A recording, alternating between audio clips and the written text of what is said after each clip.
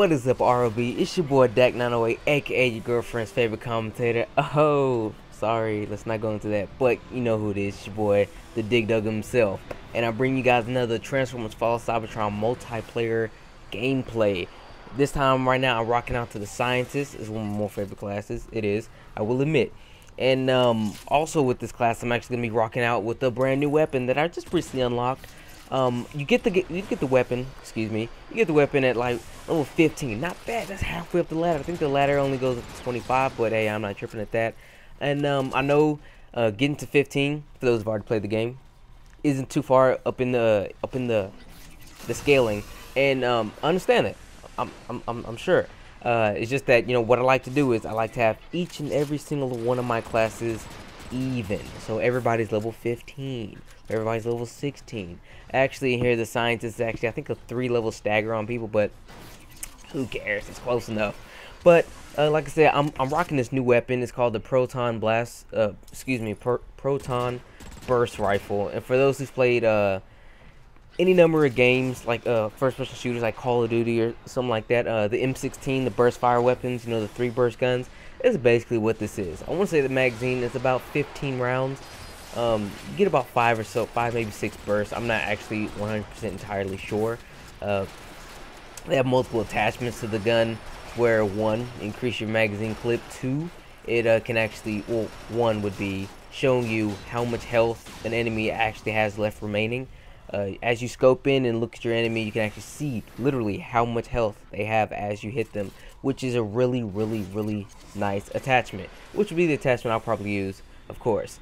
The second attachment increases the clip size from, let's say it's 18 to another increment of 3, maybe 24, something like that, or I think 26. I'm not entirely sure, like I said before, but you know, bigger ammo clip is never a bad thing, especially in a shooter game when you gotta blast people. You know what I mean? You know, the more bullets you can put down range, you know, the more dead your enemy could possibly be. I don't know.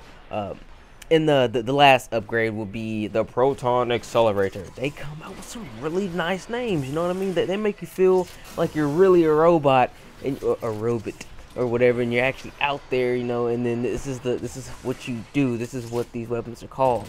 You know, to us it's just like science fiction, but to them it's real. But anyway, they're not real, so whatever. What that does is it accelerates your rate of fire, so allowing for faster burst. This is, even though the thing is, the burst probably isn't all that.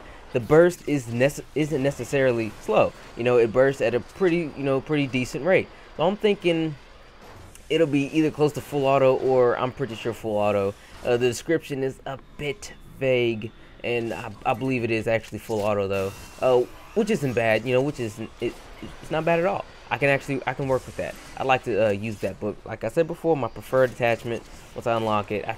Currently, as I speak, I have it unlocked now. This gameplay came from a bit earlier. I do have it unlocked. I unlocked it at level 17, and it's tremendous. You can definitely see how much health the enemy has, so you know if you should keep tagging that guy, gauging your health against his, or it's time to, you know, chunk deuce on him, because you know, he has way more health than you do, and you're pretty sure he can probably nail you. There's a few instances in this game where that probably could have saved my life. So as you watch the video, you'll definitely find out about that. One thing I want to talk about in this game, separate from the guns and whatnot, is the host migration and how the servers work. If anything, in my favor. Well, for me, definitely not in my favor. I mean, no. Okay, no, not at all.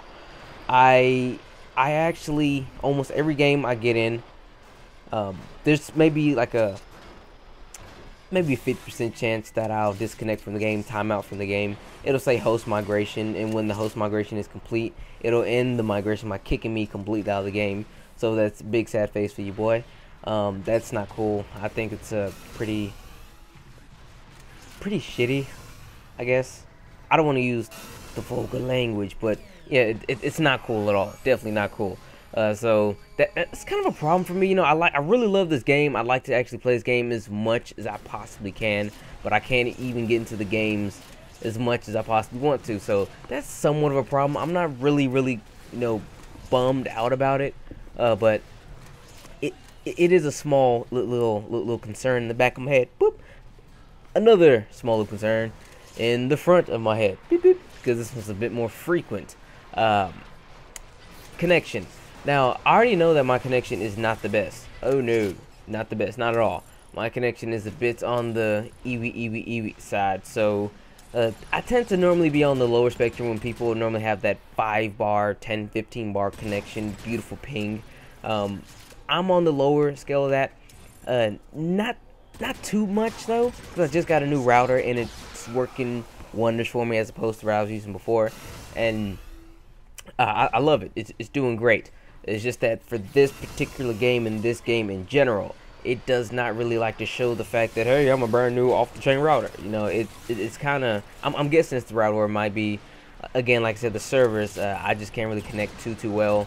So when I do get in the game and that they don't time me out, I'm 1 bar lagging for the majority of the game. In this game, I was lagging, you know, a few times here and there, you know, just a little bit. This is probably one of the better games I had, because the lag wasn't tremendous. You know, everything was turned out to be pretty well for me. And normally when that happens, I tend to do really good. I believe I'm actually a pretty decent player in this game. It's just that, you know, things have to be not necessarily in my favor. They just have to be in a working favor. You know what I mean? You're not gonna go and get 1.5 million kills on a 1 bar connection, and you're definitely not gonna get any kills if you actually can't connect to the game. So, see what I mean there? See what I mean? That's the kind of things I'm kind of working with right now. It's a bit on the side, but it's just stuff I have to deal with. Maybe get a new router, maybe fix my connection, maybe move my PS3 somewhere, maybe just get an Ethernet connection. Who knows? So that's all I want to talk about, connection. I know that's a really boring topic. I just want to get that off my chest because that's actually a driving point into my next topic. Since getting multiplayer gameplays isn't necessarily hard, I can do it, but it's a bit more challenging. That's why the gap between these two or this video and my last video was so big, because it's kind of hard to get the game if you can't actually get in the game. And when you know that that's a possibility that you probably won't be able to get in the game to enjoy the game, you tend to kind of not play it too often, you know. And I will admit I have succumb to that, and work, you know, full-time job, blah blah blah blah, work that cuts like years of my life away. But anyway, I would actually want to talk about maybe possibly doing a campaign walkthrough of this game. Now, let me express the campaign. The campaign, in my opinion, was tremendous. I mean, from start to finish, I felt like I was the Autobot. I felt like I was a Decepticon. I felt like I was fighting for my life. I felt like I was ruining someone else's. I mean, it was a really, it made me feel like I was in there, like I was there, you know, because like feeling their pain, you know, all the hardships they have to go through and everything. I felt that for the Autobots and the Decepticons. I felt mean and gritty and nasty, you know what I mean? There's not many games I've played recently that actually made me feel like I'm in the game or like in the universe or be disconnected. I'm not just saying it because I like the game. I'm saying it because the way they wrote it out, especially in the beginning. I mean, they worked wonders for that, and I really felt really engrossed in the game.